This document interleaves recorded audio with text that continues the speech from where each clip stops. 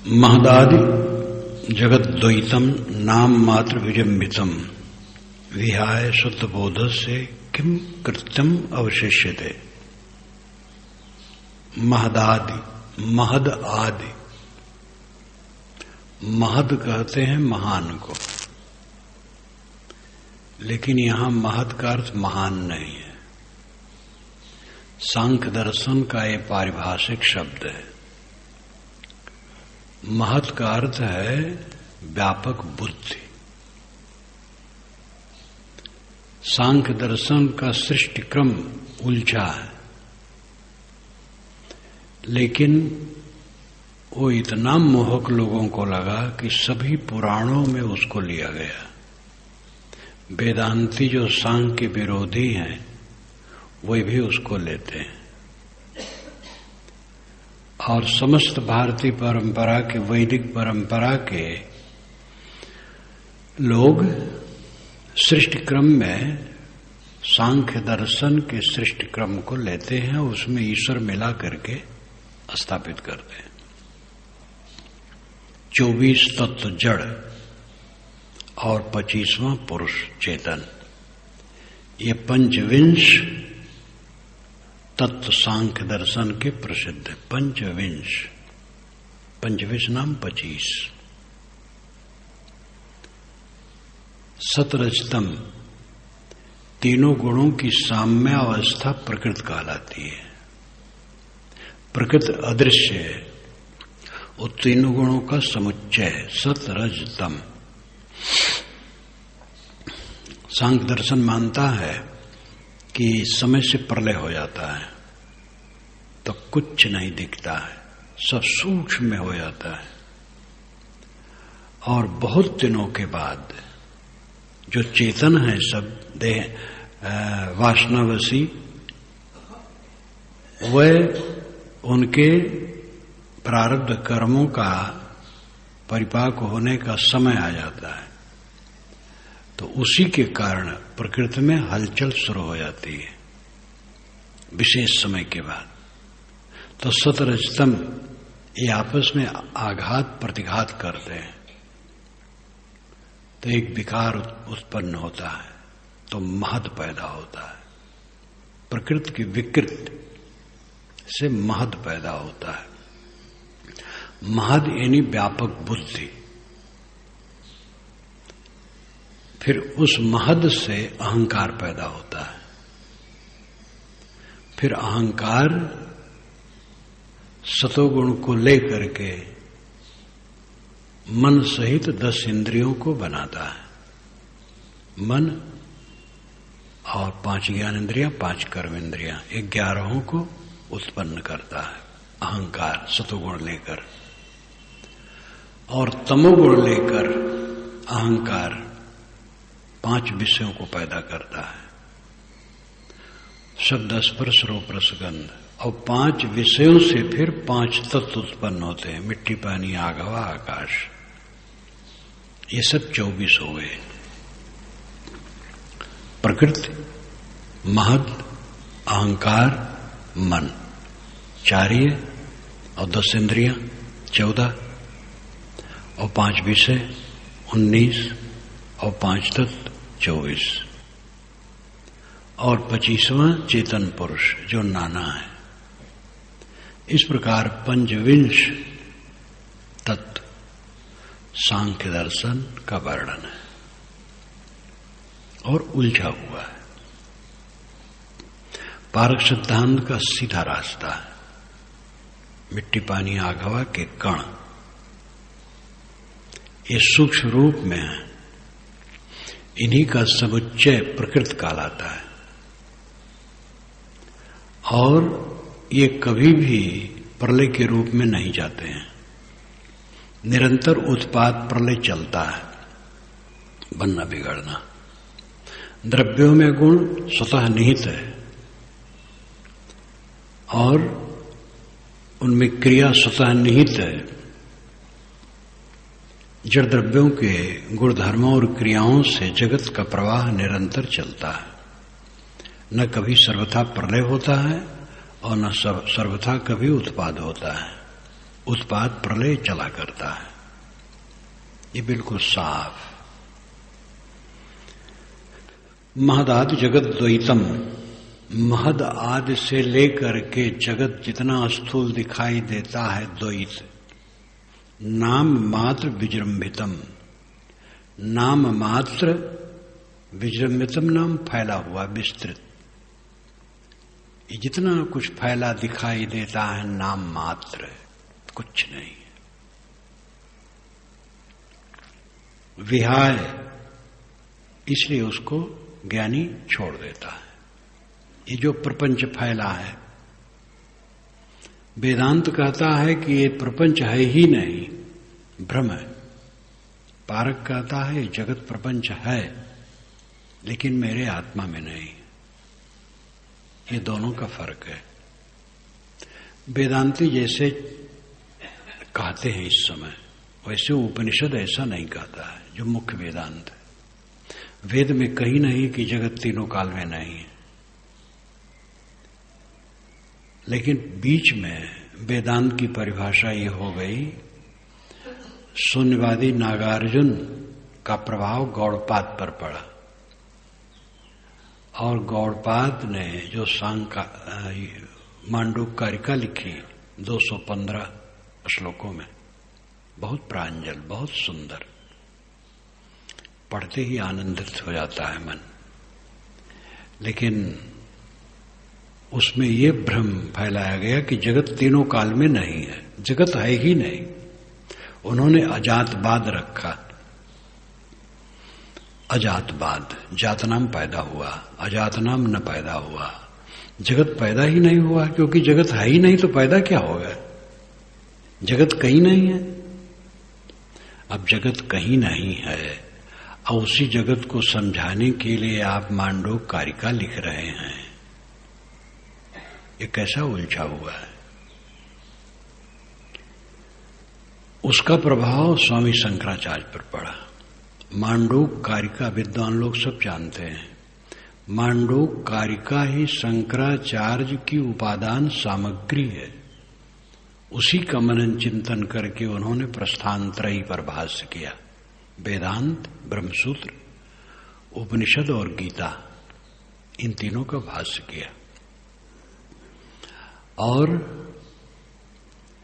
मौलिक ग्रंथ भी बनाए तो इसी के आधार पर बनाए। तो इसमें यही कहा कि तीनों काल में जगत नहीं है। जगत कैसे भासता है? भ्रम से भासता है। किसको भ्रम है? एक ही ब्रह्म है और दूसरा तो है नहीं। तो अगर कहें ब्रह्म को भ्रम है तो बड़ा गड़बड़ हो जाएगा। तो ब्रह्म ही को भ्रम है, समझा नहीं पाते हैं। शंकराचार्य के 400 वर्ष बाद अपे दीक्षित हुए हैं और उन्होंने सिद्धांत लेश ग्रंथ लिखा है वेदांत पर। उस समय 43 मत हो गए थे शंकराचार्य में, इधर और हुए होंगे। तो वेदांत जो आजकल वेदांत कहलाता है, वैसे रामानुज का भी वेदांत वैसा नहीं कहते, माधव का भी वैसा नहीं कहते। परंतु वेदांत के नाम से, अद्वैत ब्रह्मवाद के नाम से जो आजकल प्रचलित है, उसके अनुसार जगत तीनों काल में नहीं है। पारक सिद्धांत कहता है जगत तीनों काल में है, जगत में, आत्मा में जगत तीनों काल में नहीं है। मेरी आत्मा में जगत नहीं है, जगत जगत में है, ये साफ है, इसमें कोई उलझन नहीं। ये मकान, पेड़ पौधे, हम लोगों के शरीर काज पदार्थ बने हैं प्रकृति के, जड़ प्रकृति से, और मिट जाएंगे, क्षणिक हैं, लेकिन मूल द्रव्य नित्य है, कार्य प्रवाह रूप नित्य है और कारण स्वरूप से नित्य है। स्वरूप से नित्य प्रकृति है और आत्मा, और कार्य पदार्थ प्रवाह रूप नित्य है, बनते बिगड़ते रहते हैं, वो अपने में नहीं है। जगत द्वैतम महदादि, जो जगत द्वैत है महद आदि, महद से लेकर के मिट्टी पानी आग हवा तक जो कुछ दिखाई देता है नाम मात्र विजंभितम, नाम मात्र फैले हैं, कुछ नहीं है, ये अपने आत्मा में नहीं है। इसलिए ज्ञानी विहाय उसको छोड़ देता है, विहाय नाम छोड़ देना, और शुद्ध बोधस से अपने शुद्ध स्वरूप में शांत हो जाता है। किम कृत्यम अवशिष्यते, फिर उसके लिए क्या करना बाकी रहा? जगत तो मेरे में है नहीं, अब अपना स्वरूप आत्मा शुद्ध बुद्ध है, ये बोध हो गया और जगत का मोह छोड़ दिया, अब अपने आप में शांत हो गया, तो अब क्या करना बाकी रहा? कुछ करना बाकी ना रहा। सुख के लिए दौड़ रहे थे, सुख का चारा, इसी के पीछे सब दौड़ रहे हैं, और समझ में आ गया वो भ्रम है, जगत अपने में है ही नहीं, वो रहेगा नहीं, चाहे जितनी प्यारी वस्तु मिले वो छूट जाने वाली, मिट जाने वाली, उससे सुख नहीं होगा, दुख होगा। मन लगाएंगे दुनिया में तो फिर क्लेश होगा। इसलिए ज्ञानी सारे दृश्य का मोह छोड़ देता है और अपने शुद्ध स्वरूप में शांत हो जाता है। तो किम कृत्यम अवशिष्यते, अब उसको क्या करना बाकी रहा? सुख की इच्छा अब रही नहीं कि बाहर से सुख मिलेगा, और सबकी आशा छोड़ दी, अपने आप में शांत हो गया। अब क्या बाकी रहा? कुछ नहीं बाकी रहा, कुछ करना नहीं रहा। शरीर है तो जब तक शरीर है, शरीर का निर्वाह करना पड़ेगा। दूसरे जीव दुखी हैं, उनका सहयोग कुछ कर मिले तो अच्छा है, लेकिन सब निष्काम भाव से। अब अपने उद्देश्य की पूर्ति के लिए कुछ करना नहीं रहा, उद्देश्य पूरा हो गया, चित्त संतुष्ट हो गया, बस। ब्रह्मभूतमिदं सर्वं किंचिन्नास्तीति निश्चय अलक्ष्य स्फुरण शुद्ध स्वभावेनयो शाम्यति। ब्रह्मभूतमिदं सर्वम, इदम सर्वम, यह सब ब्रह्मभूत है। ब्रह्मभूत का मतलब ब्रह्मात्र, भूत का अर्थ यहां है तादात्मता, एकता, ब्रह्म में एकता। ब्रह्मभूत ब्रह्मात्र सरल अर्थ होगा, सरल ढंग से कहा जाए। ब्रह्मभूत ब्रह्मात्र, इदम सर्वम, जगत मात्र, जो कुछ जगह दिखाई देता है सब ब्रह्मात्र है। किंचित न अस्ति इति निश्चय, यह सब कुछ भी नहीं है ऐसा जिसे निश्चय है। जो कुछ दिखाई देता है यह सब कुछ भी नहीं है ऐसा जिसे निश्चय है। अलक्ष्य स्फुरण शुद्ध, शुद्ध अलक्ष्य अस्फुरण, आत्मा शुद्ध है और अलक्ष्य है, अदृश्य है। इसका जिसे स्फुरण है, निरंतर ख्याल है कि मैं शुद्ध बुद्ध बिल्कुल निर्मल हूं, मेरे में कोई विकार नहीं है, कुछ पाना नहीं है, कुछ आवश्यकता नहीं है, एकदम शुद्ध। स्वभाव एव स्वभावेन एव साम्यति, वो स्वभाव से ही शांत हो जाता है। जब ये निश्चय हुआ कि जो कुछ दिखाई देता है कुछ नहीं है, कुछ तो है लेकिन ये साथ नहीं है, ये विवेक की बात है। सामने दृश्य है और कुछ है, जो हम देखते हैं वो कार्य पदार्थ है, कारण को नहीं देखते हैं। कारण सूक्ष्म तत्व है, उसको हम कभी देख नहीं सकते, वो सत है। और कार्य असत है, नहीं रहेगा, इसी को हम देखते हैं। जिसको हम देखते हैं वो झूठ है, और जो सच है वो दिखाई नहीं पड़ता है।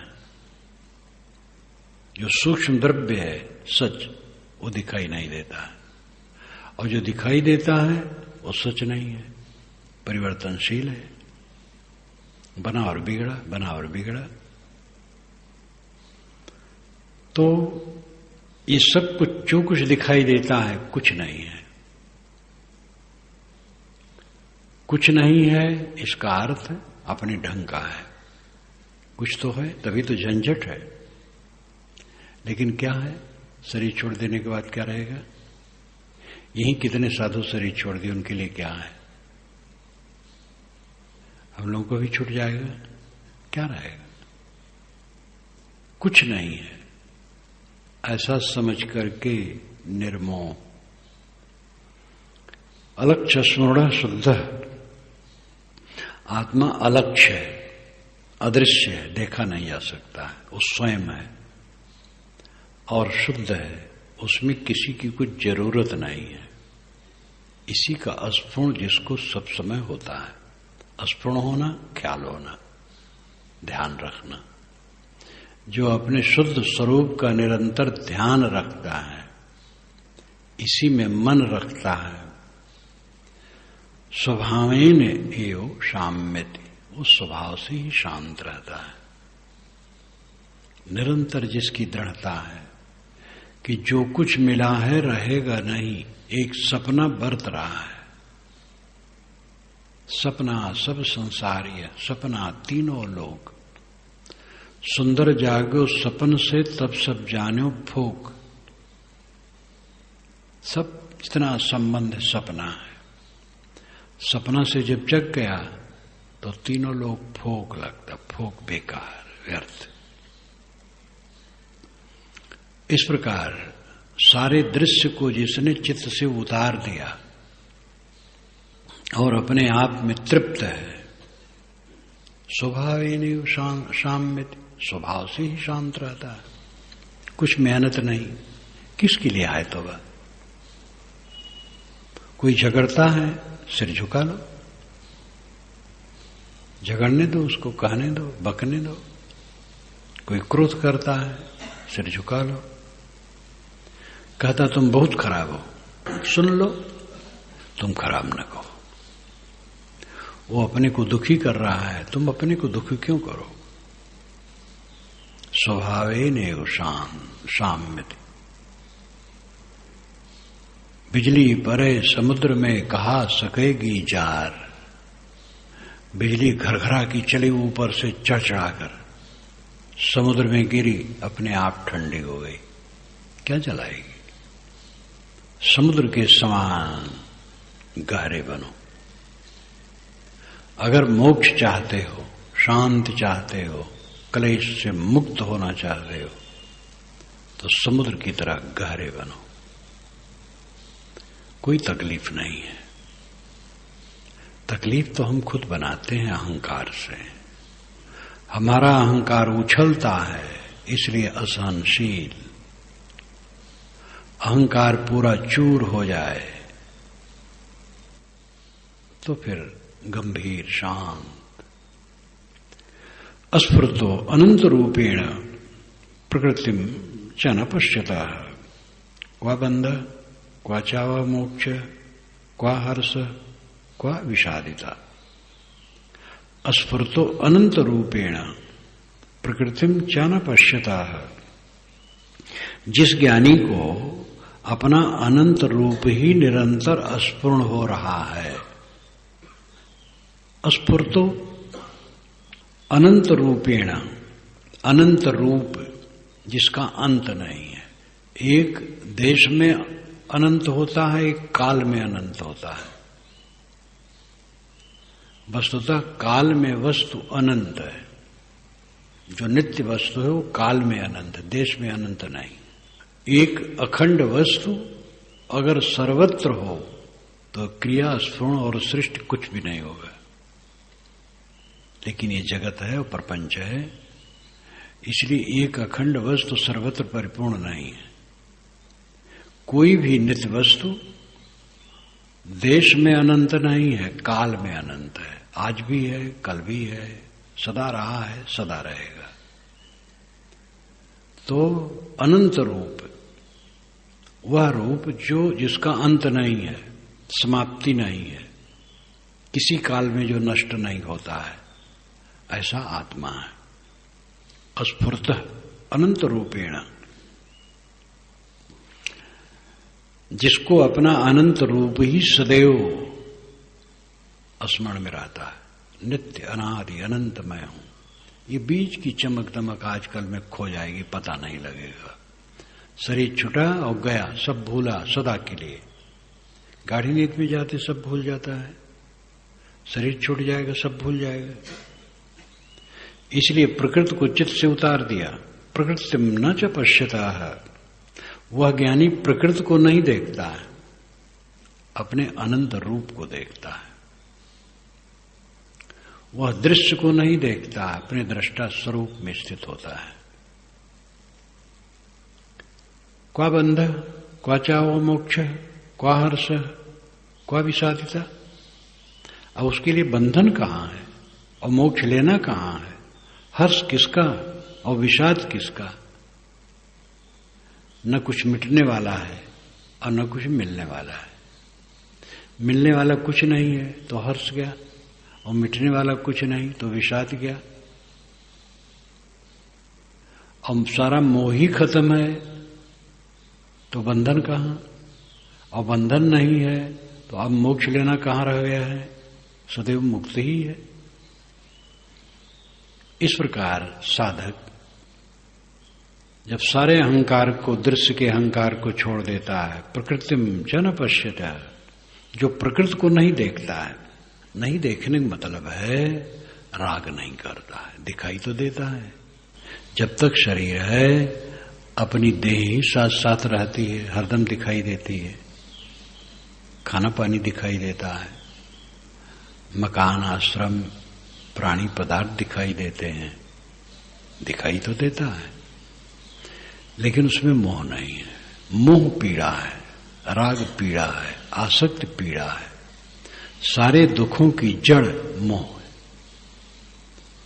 और मोह में पड़ करके जियो फिर अनर्थ करता है।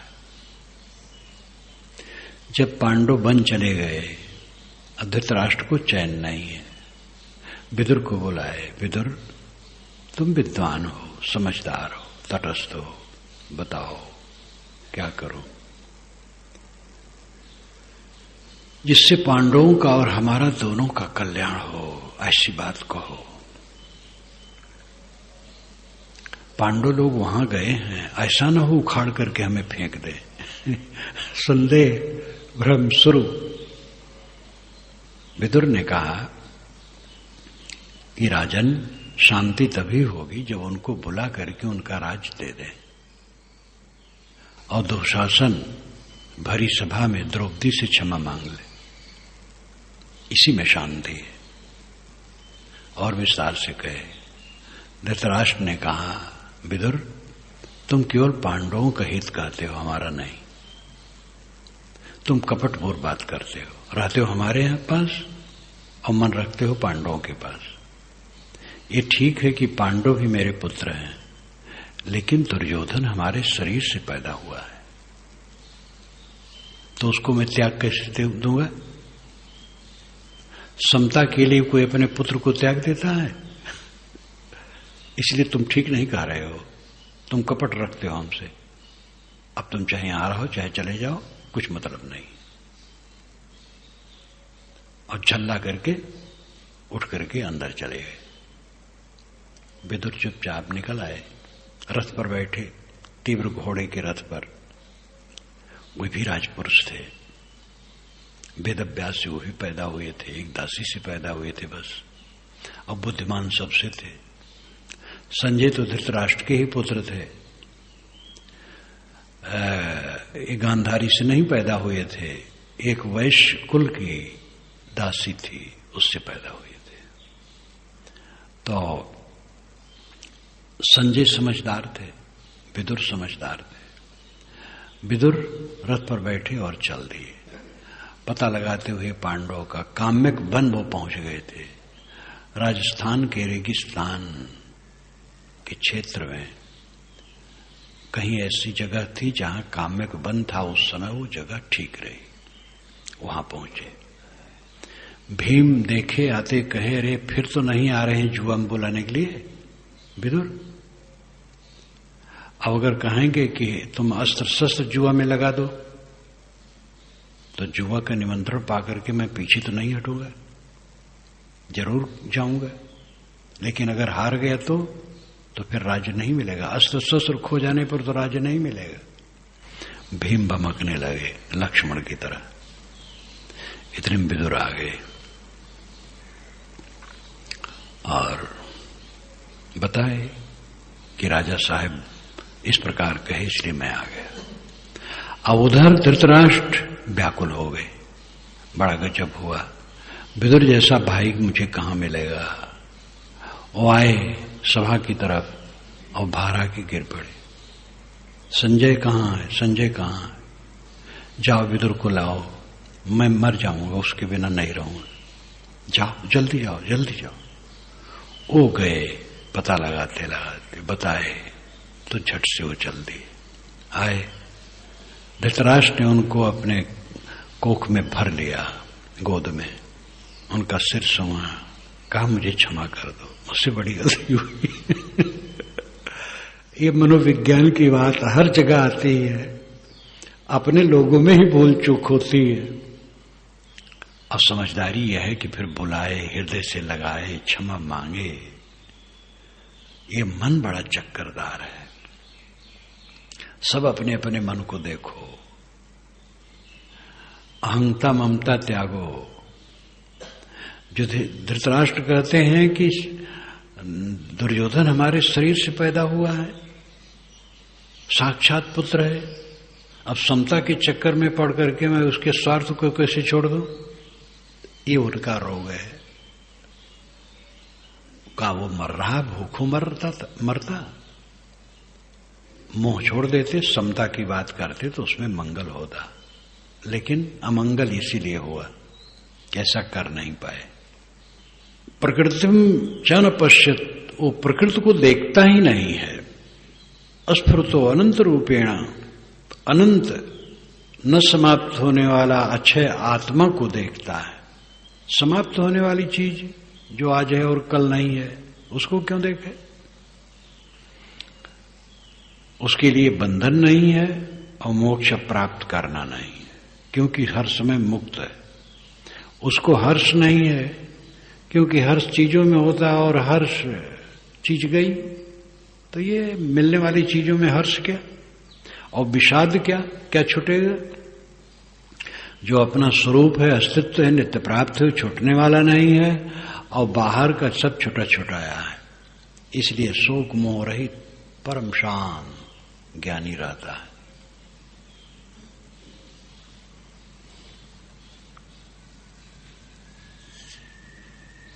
महाभारत प्रसंग में अभी जो मुझे लिखना है वो मुख्य विषय 39 श्लोकों का है और प्रक्षेप 255 श्लोक। प्रक्षेप इस ढंग से नहीं जो नंबर नहीं है, उसमें बातें आती है। भगवान मैं इसको विस्तार से सुनना चाहता हूं। श्री कृष्ण कहते हैं, वन में जाते हैं, मिलते हैं युधिष्ठिर से, जुआ मैं रोकता, बिना बुलाए आ जाता, धृतराष्ट्र न बुलाते तो भी मैं आ जाता, जुआ होने न देता, और जो बहुत हट करता उसको मैं मार देता, लेकिन जुआ न होने देता। मेरे ऊपर संकट आ गया जब तुम्हारी सभा से मैं गया, वही राजसूय यज्ञ हो रहा था, शिशुपाल को मारा था उन्होंने, तो जब द्वारिका गया तो देखा द्वारिका उजड़ी है, सारे उपवन नष्ट हैं, बहुत योद्धा मार डाले गए हैं, बाल बच्चे बहुत मार डाले गए हैं, तहस नहस द्वारिका देखी। अनर्थ देश, अनर्थ सौराष्ट्र को अनर्थ कहते पुरानी भाषा में। अनर्थ का अर्थ तो रंगशाला और नाच घर भी होता है, क्योंकि नर्तन नाचना अनर्थ उसे बना है, लेकिन अनर्थ देश सौराष्ट्र है। तो अनर्थ देश में जब गया तो तहस नहस देखा। साल राजा चढ़ाया था, अत्यंत कुपित हुआ था। तो उसके मुख से जो कहा है कृष्ण ने, ओ कृष्ण कहाँ है, महादुष्ट है, उसको मैं मारूंगा, ललकारता था द्वारिका में। और उसका विमान था, आकाश में लेके उड़ता था। बहुत तहस नहस किया। तब मैं जब सुना देखा बड़ा दुख हुआ। मेरा लड़का प्रद्युम्न उससे घायल हो गया। फिर मैंने चढ़ाई की और गया तो उसको खोजा तो समुद्र के एक टापू में मिला और उसको मारा। इसलिए मैं नहीं आ सका। ये 39 श्लोकों में है। तब युधिष्ठिर कहते हैं, भगवान मैं इसको विस्तार से सुनना चाहता हूं।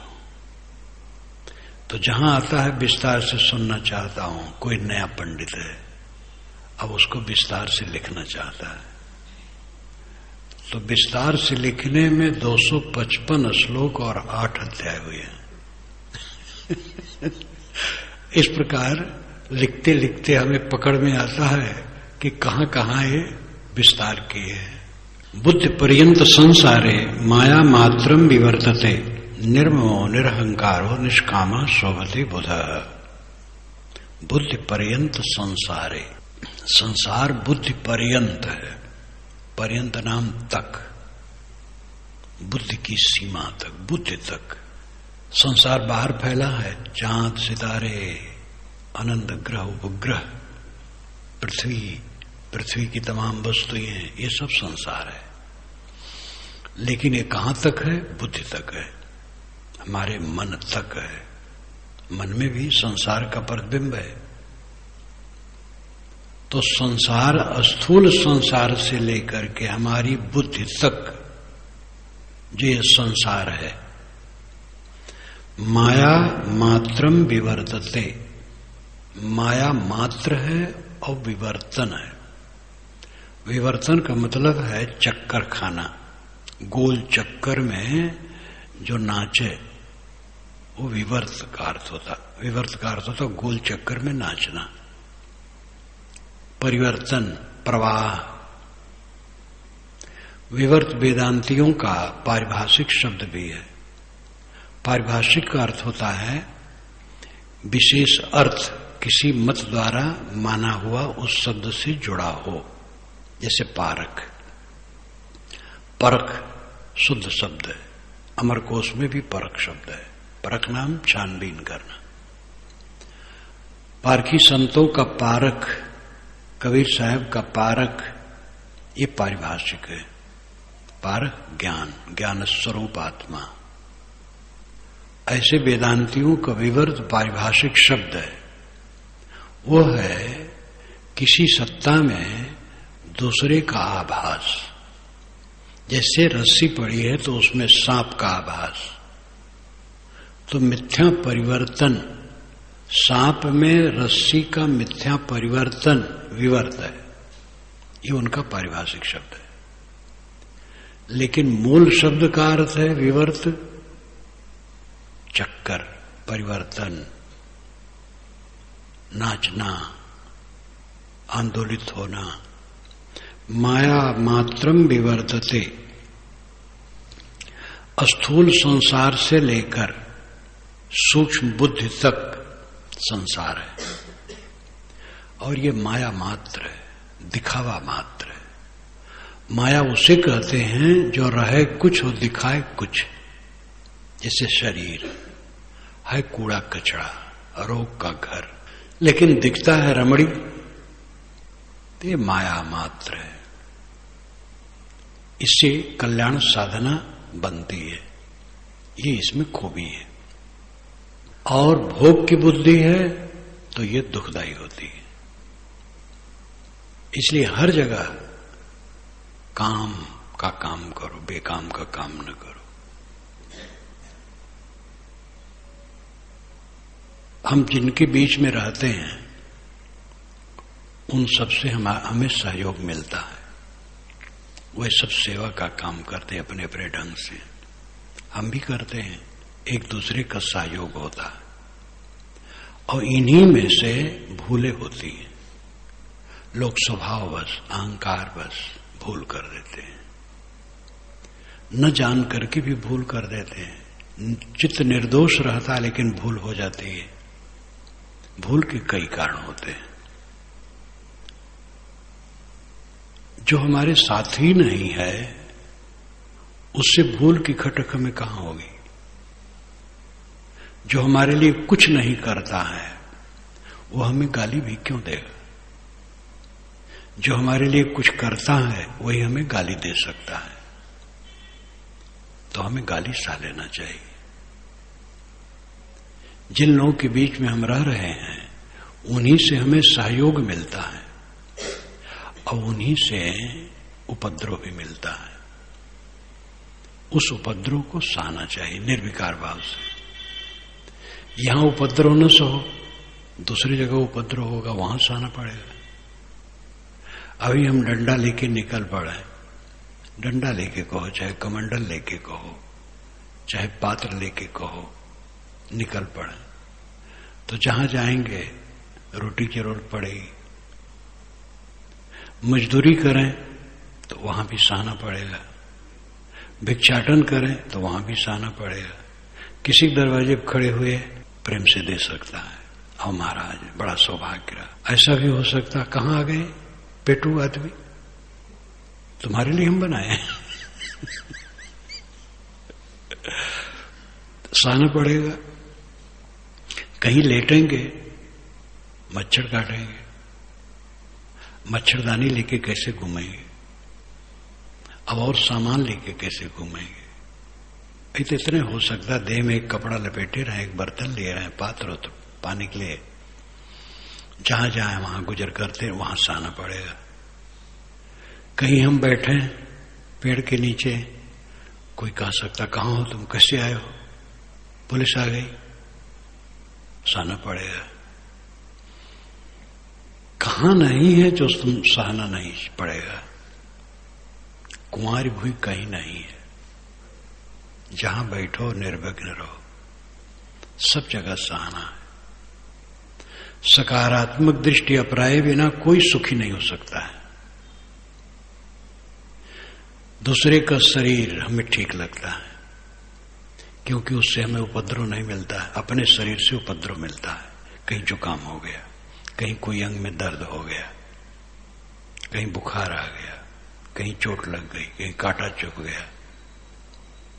अब अपने शरीर से ही साधना होगी, दूसरे के शरीर से साधना नहीं हो सकती।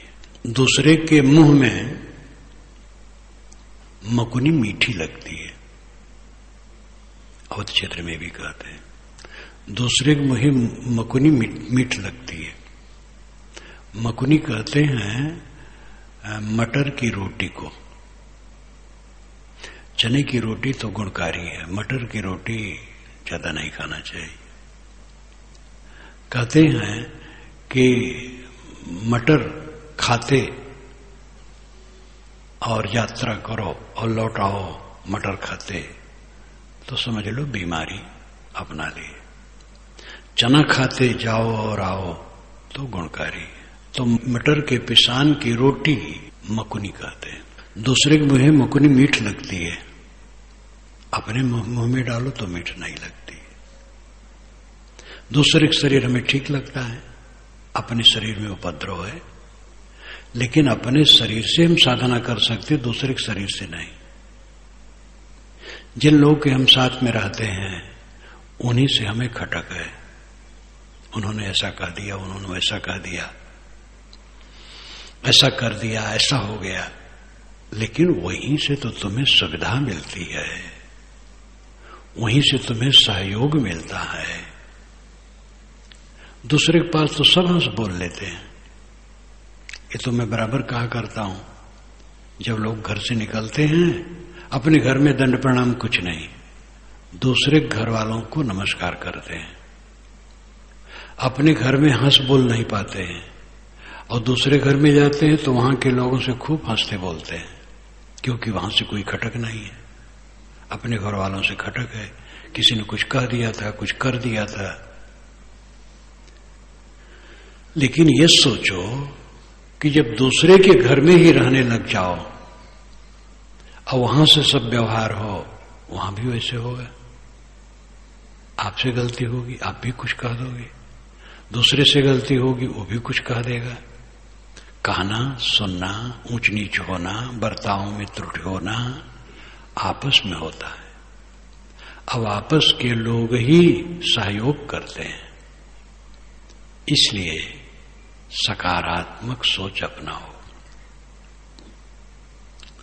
दूसरे ने कट कहा है, उसको चित्त से उतार दो। दूसरे ने जो अच्छा बर्ताव किया है, उसको याद रखो। दूसरे ने जो हमारे लिए गलती की है, उसको चित्त से उतार दें। दूसरे ने जो अच्छा किया है, उसको दिमाग में रखें, तब सुखी रहेंगे। सदैव अपने मन को संभालो, अपने मन को संवारो, सुधारो।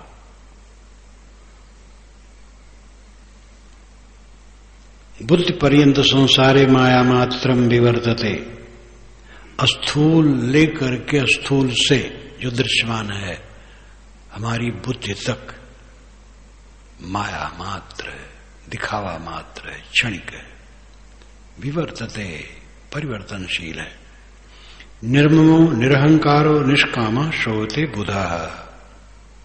बुधा जो जागृत है, ज्ञानवान है, जो समझते हैं सब कुछ की क्षणभंगुरता और अपने आत्मा की असंगता, वे निर्ममो ममताहीन होते हैं।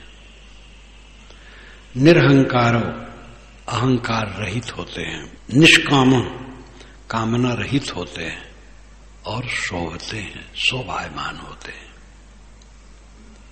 शोभायमान कहां आदमी होता है, सुखी कहां होता है? ममताहीन, अहंकारहीन, कामनाहीन होने पर। कहीं भी रहो, ममता न रखो, अहंकार न रखो, कोई कामना न रखो, सुख है। आसपास के लोगों से प्रायः लोग खिन्न ही रहते हैं। कितने पति पत्नी में देखा जाता है, तनाव पूर्वक हरदम एक दूसरे से बोलते हैं। ये उनकी त्रुटि है।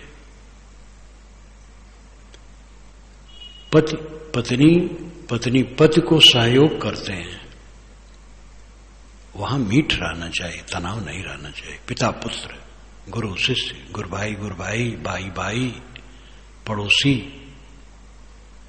पड़ोसी ही तो हमारा सहायक होगा, दूर वाला कहां सहायक होगा? और वहीं से हरदम खुनुस, हरदम मुंह फुलाए, हरदम कटु भाषण, ये ठीक नहीं है। आपस में मधुर रहो, दूसरे की कटुता को चित्त से उतार दो, दूसरे की जो मधुरता रही उसकी याद रखो, दूसरे ने जो सहयोग किया उसकी याद रखो, दूसरे ने कहीं विघ्न कर दिया उसकी याद न रखो। इस प्रकार निर्माण, निष्काम, निरहंकार होकर के तब सुख शांति है। अक्षयम गत संतापम आत्मानम पश्यतः मुने। क्वा विद्या क्वाचा विश्वम क्वा देहोहम ममेति वा। अक्षयम गत संतापम आत्मानम पश्यतो मुने। क्वा विद्या क्वाचा वा विश्वम क्वा देहोहम ममेति वा। आत्मा अक्षय और गत संताप है। आपका अस्तित्व अक्षय है, अविनाशी है, और गत संतापम संताप रहित है। आप में संताप नहीं है। जो संतापित हो रहे हो, अपने को समझते नहीं हो, अपने को देह मानते हो, स्त्री मानते हो, पुरुष मानते हो, अपमानित मानते हो, सम्मानित मानते हो, श्रेष्ठ मानते हो, लघु मानते हो, काला गोरा मानते हो, मोटा पतला मानते हो, जवान बूढ़ा मानते हो, धनी निर्धन मानते हो, सम्मानित उपेक्षित मानते हो। देह बुद्धि ले करके अपने मन को खराब करते हो और संताप भोगते हो। आपका स्वरूप शुद्ध बुद्ध निर्मल है, अक्षय, अविनाशी है, संतापहीन है, उसमें जलन नहीं है, पीड़ा नहीं है, दुख नहीं है। अक्षयम गत संतापम आत्मानम पश्यतो मुने, मुने मननशील, जो मननशील है, आत्मचिंतक है, वह अपने अविनाशी आत्मा का स्मरण करता है जो संतापहीन है। पश्यतम, देखना, देखने मतलब याद करना, स्मरण करना, समझना। अक्षयम गत संतापम आत्मानम पश्यतो मुने, मननशील विवेकवान अपने अविनाशी संतापहीन आत्मा पर ध्यान रखता है, कूड़ा कचरा पर नहीं। कूड़ा कचरा का स्मरण करे कि अपने संतापहीन आत्मा का स्मरण करे, अपने शांति सागर का स्मरण करे कि जलन का। साथी बराती संगी जहां गए आए जो मिला, वही सब कूड़ा कचरा याद कर करके जिए कि अपने शुद्ध बुद्ध निर्मल शांत स्वरूप की याद करके जिए। स्वयं विचारो, अपने मन में दृश्य जगत को स्थान न दो, प्रपंच को स्थान न दो। ये ठीक है कि प्रपंच पे काम करना पड़ता, प्रपंच नाम विस्तार, दृश्य जगत काम इसी में करना पड़ता है, लेकिन चित्त में इसको स्थान न दो। काम करो, सेवा करो, मन को ऊपर रखो, पदार्थ पार वृत्ति, अपनी वृत्ति को पदार्थों से पार रखो। अक्षयम गत संतापम आत्मानम पश्यतो मुने, क्वा विद्या, जो इस प्रकार आत्मा में ही रमता है, उसके लिए विद्या अब क्या बाकी है? क्वा विद्या, क्वा च विश्वम, संसार उसके लिए कहां है? क्वा देहो अहम ममेत्वा, देह में अहंता और ममता कहां? जो अपने अक्षय अविनाशी पीड़ा रहित आत्मा में मन रखता है, उसके लिए न संसार है और न ज्ञान की कोई जरूरत है और न देह में अहंता ममता है। ज्ञान तो उसका स्वरूप है और उसी ज्ञान के स्वभाव में जीता है, पदार्थ पारवृत्ति निरंतर आत्मलीन। अब उसके लिए क्या रह गया? झंझट ही सब समाप्त हो गई है।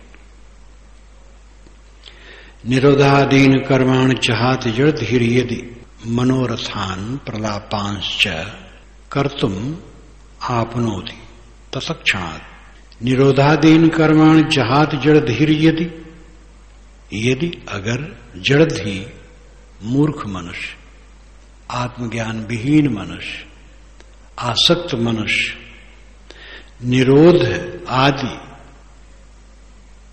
क्रियाओं को छोड़ता है, मतलब है कि जिसको विवेक नहीं है, स्वरूप ज्ञान नहीं है, अनासक्ति नहीं है, थोड़ा ध्यान करता है, योग करता है, ध्यान में बैठा, थोड़ा सा विश्राम मिल गया, लेकिन जब उसको छोड़ा तब क्या होता है? मनोर्थान प्रलापांश कर्तुम आपनोति तत्क्षणात्, तुरंत वह अनेक मनोर्थों का प्रलाप करता है। ध्यान में बैठा है, जैसे उठा चिल्लाने लगा, क्रोध करने लगा, झगड़ने लगा, तमाम कामनाएं मन में उठ रही हैं, बिलबिला रहा है। क्या ध्यान किया? ध्यान का व्यवहारिक स्वरूप क्या है? प्रशांत रहना, क्रोध रहित रहना, विवाद रहित रहना, कलह रहित रहना, मीठे वचन निकलना, ध्यान ही है। और ध्यान से उठे बस बड़बड़ाने लगे। कितने लोगों को मैं जानता हूं, पूजा करें 3-3 घंटा, चंदन लगाएं, कुछ लोग तो अगियार दे करके हवन करके तो उसका राख मस्तक भर में लगाएं। अब कुछ करते थे तो ठीक था, लेकिन उठने के बाद वहां से केवल बड़बड़ाना, केवल बड़बड़ाना। तो जो करते थे ठीक है, उसकी निंदा नहीं, लेकिन करने का फल होना चाहिए, मन का मक्खन हो जाना। और वो न हुआ तो क्या हुआ? इसलिए ऋषि कहता है निरोधादीन कर्माणि जहाद जड़ धीर यदि जड़ थी मूर्ख बुद्धि निरोध आदीन कर्माण जहाती। निरोध चित्त का निरोध, ध्यान, जप आदि में और भी कोई साधन है, नमाज ही है, प्रार्थना है, ध्यान है, चित्त निरोध है, कोई भी कर्माणि करता है, लेकिन जहात जब उसको छोड़ता है, जब उससे उठता है, तब मनोर्थान प्रलापांशा कर्तुम आपनो तत्क्षणात्, तुरंत ही मनोरथ तमाम इच्छाएं उपस्थित करता है, प्रलाप बक बक करता है, कर्तुम करता है, आपनोत प्राप्त होता है। अर्थ हुआ कि ध्यान से उठा और बड़बड़ाने लगा, तमाम कामनाओं में उलझा उलझा उलझा। तो ये कौन सा धर्म है, कौन सी साधना है, कौन सा ध्यान किया? व्यवहार ही उसका गड़बड़ है। ध्यान से उठे, पूजा से उठे, कीर्तन से उठे, नमाज से उठे, प्रार्थना से उठे, मन शीतल रहे, लंपट न रहे। खाने पीने की जगह पहुंचा, वहां भड़बड़ाने लगा, वहां उसको ज्यादा चाहिए, चोख चीज है तो ज्यादा चाहिए। मिठाई अगर एक एक पीस बटती है तो उसको 2 चाहिए। तो कौन वो साधना कर रहा है? लोभी, लालची, क्रोधी, उलझा, उद्वेगित, अशांत, असंतुष्ट, कौन साधक है? धीरज रखे और लोग ले लें, तब फिर अपना भोजन करे। विघस और अमृत भोजन महाभारत में आता है। विघस शब्द और अमृत शब्द सब पुराना है। अवशेष अन्न विघस कहते हैं, सब खा लें तब खाए तो विघस है। और पशु पक्षियों को देने के बाद भोजन जो बचे वो खाए, वो अमृत है। ये सेवा के लिए बहुत बढ़िया बताई गई बात। बलवैश्य देव यज्ञ कुत्ता को, कौवा को और जानवर को, गाय को कुछ कुछ रोटी वोटी दे करके तब खाए तो अमृत भोजन है। और विघस घर वाले अतिथि जो कोई आए हैं वो खा ले, तब बचा हुआ खाए, वो विघस भोजन है। जो विघस और अमृत भोजन करता वो धन्य है। तो इसमें धीरज रखना पड़ेगा। माताएं तो विघस भोजन ही रोज करती हैं, सबको खिला देने के बाद खाती हैं। कोई कोई माता है बनाती रहती, खाती रहती है पहले खा लेती है, वो ठीक नहीं है। विघस भोजन करना चाहिए। तो अब विघस सब विघस करे तो विघस बनेगा ही नहीं। सबके खा लेने के बाद सब खाएं तो कैसे बनेगा? मतलब यह है कि धीरज रखे, जलपान की जगह जाओ, भोजन की जगह जाओ, लोलुप न रहो, किसी चीज को अनधिकृत रूप में न लो, और चेष्टा भी न रखो मुझे मिले। परोसा जाए, जो मिले उसमें संतोष पूर्वक खाओ, बल्कि लोभ लालच वाली चीज को कम खाना अच्छा है, ज्यादा नहीं। तो ध्यान, पूजा, नमाज, प्रार्थना जो कुछ भी करे, निरोधादीनी, निरोध आदि, जितना भी कुछ है